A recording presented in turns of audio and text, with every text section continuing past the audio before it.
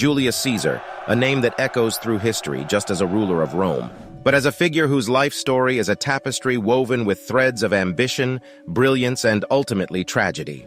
Gaius Julius Caesar was born into a time of political unrest and social upheaval in Rome. From an early age, Caesar displayed a sharp intellect and a hunger for power. His family, the Julii, while noble, was not particularly influential. Yet, young Caesar set his sights high, displaying exceptional military and political acumen from his earliest days in the public eye.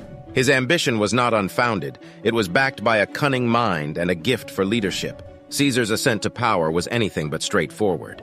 He formed a triumvirate with two of Rome's leading figures, Pompey and Crassus, which catapulted him into Rome's highest echelons. This alliance, however, was as much a product of political convenience as it was of mutual respect. Caesar's military campaigns in Gaul were monumental, expanding Rome's territories and filling its coffers, while also building his reputation as a formidable leader. His triumphs in battle were not just victories for Rome. They were personal victories, etching his name into the hearts of his soldiers and the annals of history. His return to Rome was a turning point. The city-state that once prided itself on its republic was changing, and Caesar's influence was undeniable. Elected as consul, he pushed through reforms and won the adoration of the masses. But it was his appointment as dictator for life that marked the pinnacle of his power and the beginning of the end. This title was an affront to many who saw it as the death knell of the Roman Republic.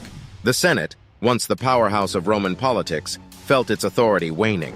Fear and resentment towards Caesar grew in the hearts of the senators. Led by Brutus and Cassius, both friends and foes of Caesar, a conspiracy was hatched that would end in bloodshed. On the Ides of March 44 BC, the conspirators struck. Caesar, surrounded by senators under the guise of a routine meeting, was assassinated, his body left at the base of Pompey's statue.